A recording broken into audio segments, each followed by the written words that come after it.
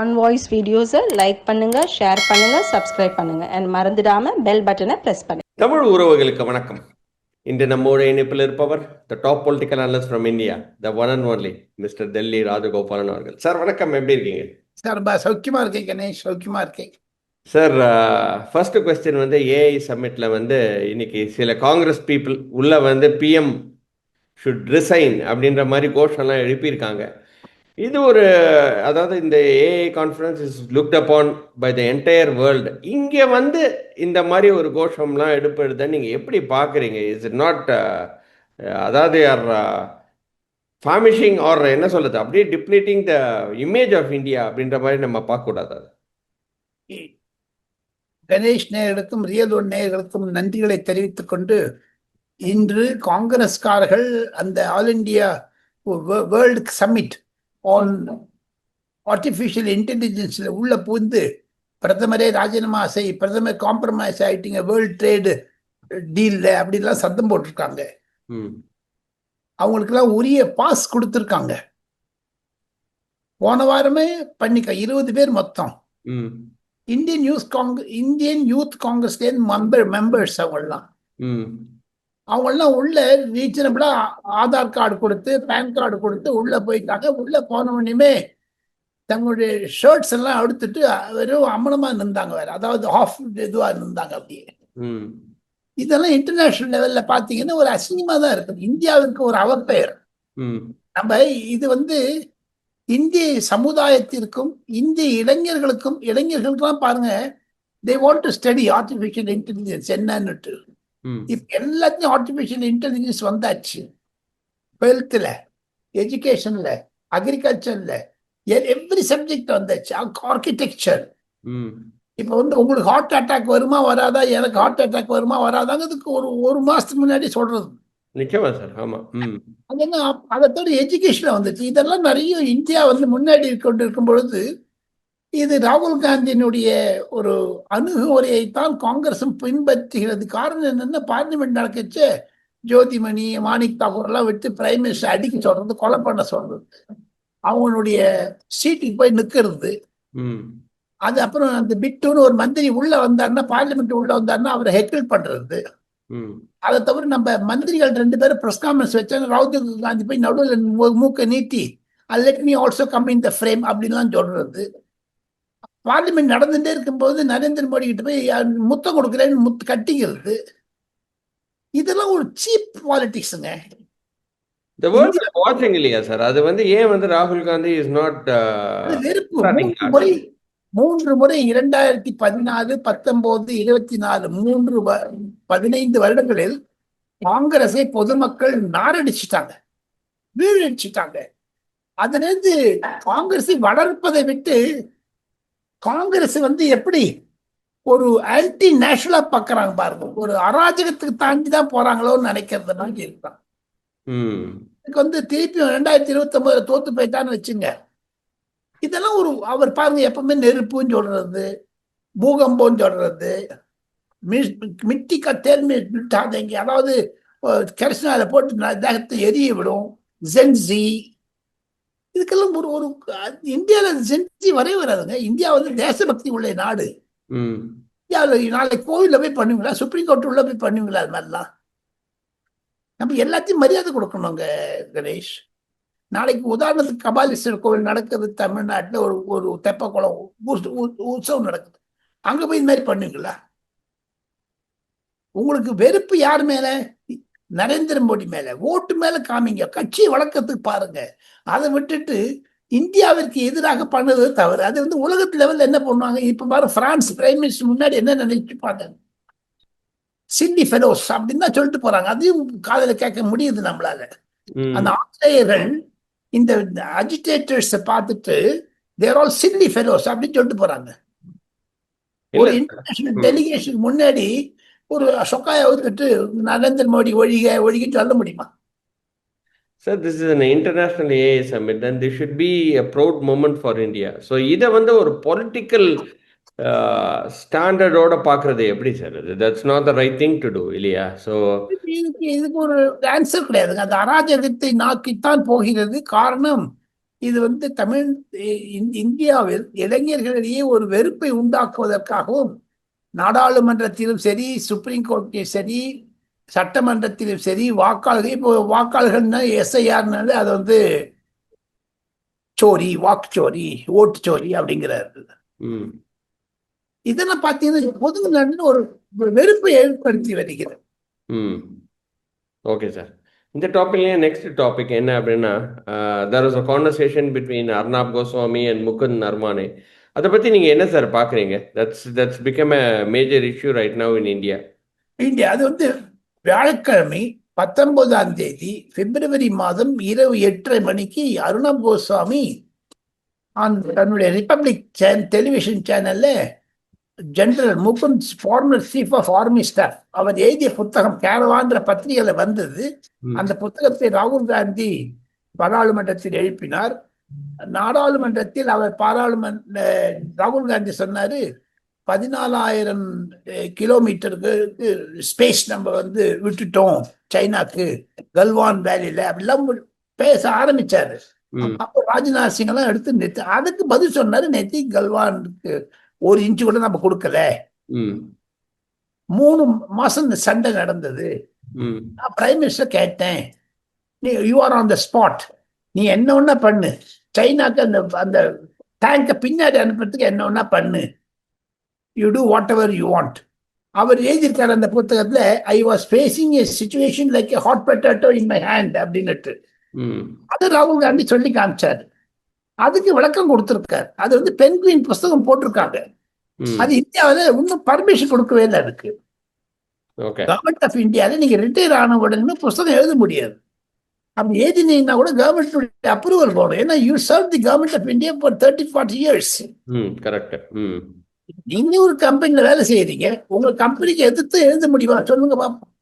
இல்லை sir, NDA agreement நிச்சயமா இருக்கும். எனக்கே என்டிஏ அக்ரிமெண்ட் இருக்கு. அதாவது வந்து I shouldn't be talking anything on the social media about my company அப்படின்ற மாதிரி என்டிஏ அக்ரிமெண்ட் ஏற்கனவே இருக்கு. என்டிஏ முழுக்க சொல்லுங்க பாப்போம். நான் டிஸ்க்ளோஷர் அக்ரிமெண்ட்.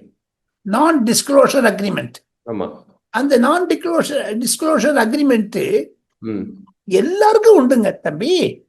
இப்ப சரவண பவன் ஹோட்டல்ல வேலை செய்கிற எம்ப்ளாயிகளுக்கு உண்டுங்க. அது அப்படி இருக்கும். It's a very important role as you go up the ladder, sir. Because you will be privy to information which could be a competition for another organization, இல்லையா? ஸோ அதனால வந்து உங்களோட என்னெல்லாம் நம்ம கம்பெனிக்குள்ள பண்றோமோ அதெல்லாம் வெளியே நீங்க சொல்லக்கூடாது அப்படின்ற என்டிஏ அக்ரிமெண்ட் நிச்சயமா எங்களுக்கு ரொம்பவே இருக்கு சார். அது இந்தியாவில் இருக்கு. we don't practice, but foreign countries they practice. இது வந்து ராகுல் காந்தி வந்து புத்தகத்தை சொன்னார். அது உடனே நாராயணனை சொல்லிட்டாரு, அந்த புத்தகம் ஒன்றும் பப்ளிஷ் ஆகல, அயல் நாட்டில் பப்ளிஷ் ஆயிருக்கலாம், அது வந்து இந்தியாவில் ஆகல அப்படின்னு சொல்லி நான் சொன்னது மறுக்கிறேன். 1 இன்ச்சு கூட விடலை இந்தியாவுக்கு, நம்ம சைனாக்குன்னு சொல்லியிருக்காரு. அது மாதிரி சொன்ன உடனே ராகுல் காந்தி அவர் மீது, சபாநாயகர் மீது நம்பிக்கையில்லா தீர்மானம் கொண்டார். அப்படி சொல்லும் பொழுது ஜோதிமணி, மாணிக் தாக்கூர், சுதான் மயிலாடுதுறை எம்பி, வர்ஷா கெய்க்வாட்னுட்டு மகாராஷ்டிரா எம்பி, இந்த பெண்மணிகள் எம்பி எல்லாம் பிரைம் மினிஸ்டர் சீட்டுக்கு முன்னாடி அனுப்பிச்சிட்டு போராட்டம் பண்ண சொன்னார். அன்னைக்கு சபாநாயகர் வந்து அந்த பாராளுமன்றத்தை தள்ளி வச்சார். இல்லாம பிரைம் மினிஸ்டர் அடிச்சுட்டு இருப்பாங்க. இவங்க ஒரு கொலை நடந்திருக்கோம், நிச்சயம் அடிதடி நடந்திருக்கோம். அதை தவிர்த்தார்கள். இன்னைக்கு நடந்துருச்சு அது அந்த இன்டர்நேஷனல் கான்ஃபரன்ஸ்ல. ஸோ இதெல்லாம் வச்சு பார்த்தீங்கன்னா ஒரு அராஜகத்தை தோக்கித்தான் காங்கிரஸ் நகருகிறதோ என்ற சந்தேகம் வருகிறது அகில இந்திய அளவில். ஏன்னா 3 தடவை தோத்து போயிட்டாங்க. இனிமேல் ஜெயிக்கிறது கஷ்டம் சார். இந்த சோனியா காந்தி அம்மையாருக்கு 85 வயசு ஆயிடுச்சு. அந்த அம்மா பாவம் இன்னொரு 5-6 வருஷம் இருப்பாங்க. எனக்கு வயசாயிடுச்சு. எல்லாரும் போக வேண்டியதுதான் ஒரு நாளைக்கு. அந்த அம்மா போயிட்டாங்கன்னா இவர் யாருங்க வழி நடத்துவாங்க? ராகுல் காந்திக்கு சொல்றதுக்கு யாருங்க இருக்காங்க? யார்கிட்டையும் பேசுறது கிடையாது, படித்தது கிடையாது. ஸோ இந்த விஷயத்தை பார்த்தீங்கன்னா அந்த நர்வானே புஸ்தகம் வந்த உடனே இவர் சொன்னாரு, அதுக்கு பதில் கொடுத்தாரு. பதில் கொடுத்த உடனே எல்லாருமே நர்வானை திட்ட ஆரம்பிச்சுட்டாங்க. இப்போ அவர் வந்து பேக் அடிச்சிட்டாரு. ஒரு chief of army staff, he controlled 14 lakhs strength of Indian army. 14 லட்சம், 1 இல்லை 2 இல்லை. அவரை போய் நீங்க காம்ப்ரமைஸ் பண்ண சொல்லக்கூடாதுங்க. அது he fought for the India's boundary safety. நிச்சயமா சார். யூ ஒண்ணு ஷுட் இல்லை, always respect your veterans at the end of the day. ஒண்ணு இல்லைங்க. ஒண்ணு ஈரான்ல எவனோதான் அடிச்சுட்டான்ட்டு ட்ரம்ப் பாருங்க ஈரான்ல போய் அடிக்கிறாரு போட்டு. American law says any American in the world if it is attacked I will attack backங்கிறான். ம் அந்த மாதிரியான ஒரு சுச்சுவேஷன்ல இருக்கும் பொழுது இந்த மாதிரி பண்ணுவது தப்பு. இப்ப நம்ம நிறைய ஆல் இந்தியா பத்தி பேசிட்டோம், தமிழ்நாடு பத்தி பேசலாம் கணேஷ். Right sir. தமிழ்நாடு இஷ்யூக்கு வரேன் சார். ஃபர்ஸ்ட் தேமுதிக எப்படி சார் பார்க்குறீங்க? தேமுதிக இது வரைக்கும் என்டிஏ அலையன்ஸில் தான் இருந்தாங்க. இன்னைக்கு என்டிஏ அலையன்ஸை விட்டு, அதாவது வந்து எப்படியாவது தேமுதிக வந்து என்டிஏ அலையன்ஸ்குள்ளே தான் வருவாங்கன்ற மாதிரி தான் இவ்வளோ நாள் நாங்கள் வந்து யோசிச்சுட்டு இருந்தோம். In fact including myself.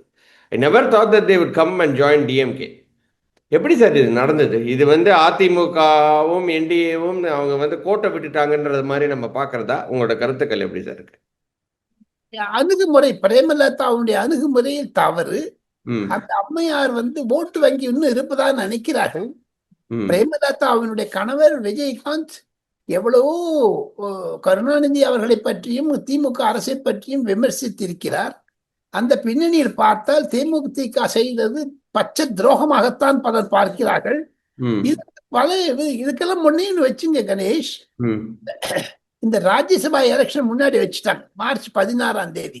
ம் அதுல இந்த ஓ பன்னீர்செல்வத்துக்கும் பிரேமலதானுடைய மகன் பிரபாகரனுக்கும் சீட் கொடுத்துருவாங்க டிஎம்கேல. ஓகே.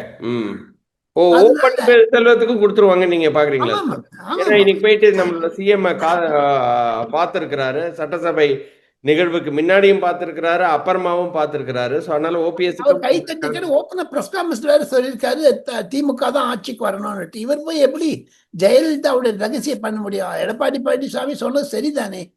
இப்ப வந்து பாத்தீங்கன்னா இதே இன்னைக்கு நம்ம ஆர்டிபிஷியல் இன்டெலிஜென்ஸ் கான்ஃபரன்ஸ்ல பூந்து அடிச்சாங்கன்னு சொல்லி நம்ம வருத்தப்படுறோமே தவிர, அதே அதிமுகவுடைய தலைமை செயலகத்தில் ஓ பன்னீர்செல்வம் ஆட்கள் தாக்கினார்களா இல்லையா என்று அவர் பிரிந்து சென்றாரோ?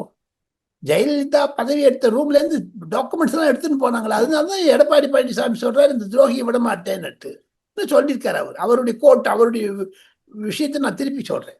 ஸோ அந்த மாதிரி ஓ பன்னீர்செல்வத்துக்கு ராஜ்யசபா கிடைச்சிருங்க.